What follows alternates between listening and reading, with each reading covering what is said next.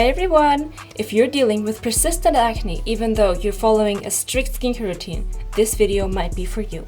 Today I'm breaking down the 10 most common triggers that are causing your breakouts and explaining them on a biological level.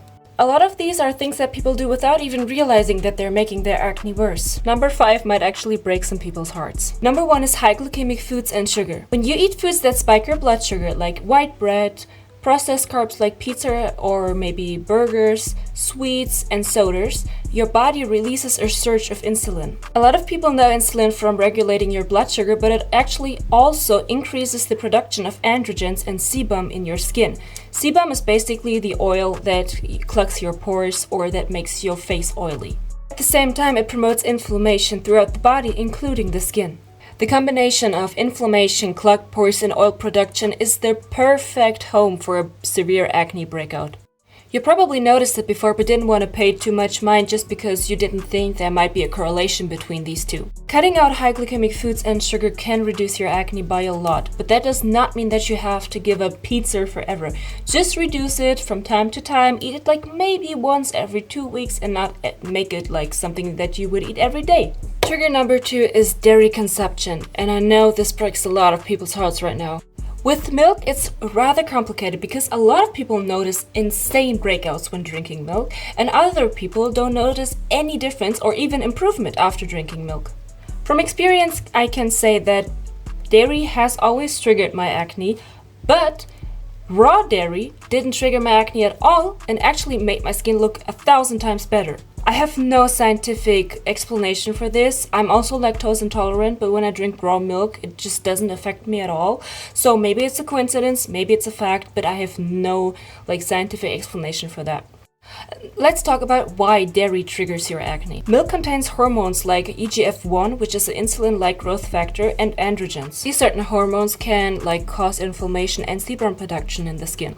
Even if you're not lactose intolerant, the bioactive ingredients still cause breakouts for some people. Research has consistently shown, especially with skim milk and whey, that there's definitely a correlation with acne. Many people see a difference when they stop drinking milk and consuming dairy, which you could definitely try out, but if you notice no difference at all, I would always recommend keep drinking milk every day.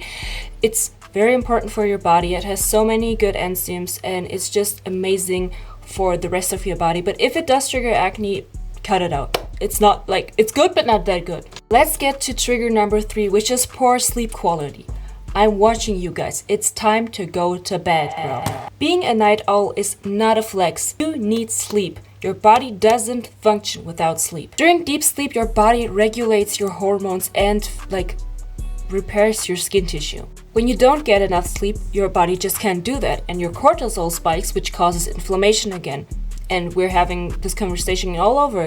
Sleep deprivation also messes with your insulin sensitivity. Actually, fuck insulin at this point. This bitch is the fucking root of acne at this. Protecting your sleep is one of the most underrated things you can do for clear skin. Trigger number 4 is comedogenic skincare. Comedogenic just means something that would technically clog your pores. Clogged pores trap oil and dead skin cells, which just leads to big inflamed ass pimples. Always check the ingredients list before buying something or applying it to your face, and if you already have comedogenic skincare, throw that shit out. Comedogenic ingredients are like coconut. Actually, here. Just read this, copy this, make a screenshot this. Don't have this in your creams. Let's get to trigger number 5, which is going to break a lot of people's hearts, but it is energy drinks. If you drink with sugar, what are you doing?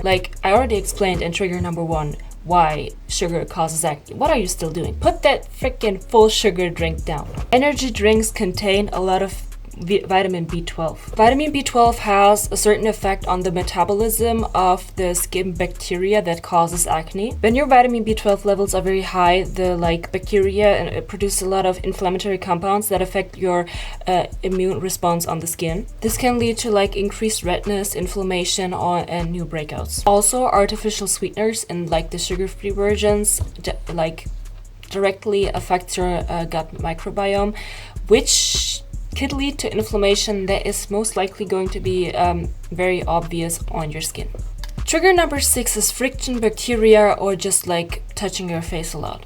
resting your hand on your face, or even touching your phone screen, or rubbing your skin too harshly, laying with your face on your pillow is all stuff that could technically trigger your acne.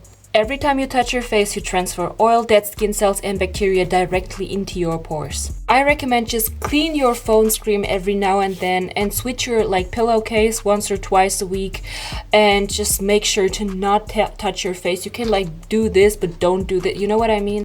Also, this includes picking your skin. Stop scrubbing at acne and just crushing everything off. It's not worth it. It leaves scars, it transfers bacteria, your acne gets worse. Next trigger is over-exfoliation and a damaged skin barrier. When you strip your skin barrier through excessive acids or scrubbing it, which I would never recommend using a scrub with any small stones, salt, sugar, whatever. Don't apply it to your face. Your skin is so sensitive, it does not need any mechanical scrubbing.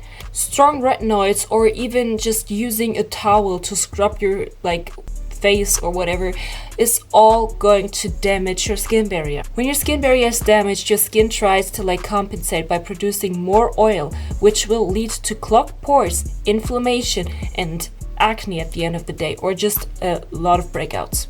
A damaged skin barrier also lets more bacteria in, which will cause more inflammation. Your skin barrier is your first line of defense, so damaging it is going to be the main root cause of your acne. Focus on gentle cleansing. Never use scrubs on your face. Don't scrub your face with your towel, and don't use too many acids at once or every day. Use one acid once a week, and that's going to be good enough. Don't overwork your skin. Let's get to the next trigger, which is not cleansing your face properly. A lot of people just use a cleanser or wipe their face with a makeup wipe or just wash it off with regular water, which is not going to be enough. You need an oil cleanser. An oil cleanser will pull out any gunk and sebum you have on your face. I like to use this one. This is not sponsored or anything. You can use whatever cleansing balm there is or cleansing oil. I like to use this one. Do that as step one. Let it sit for 1 minute, rub it in. Don't be too harsh. You will feel small gunk rolling between your fingers, and that's when you know you do everything right. After that, you wash your face with water and kinda emulsify the oil on your face and wash everything off. Then you go in with a gentle, normal cleanser and wash that off. Also, a lot of people just apply the soap on their hands, rub it in, and then apply it to their face.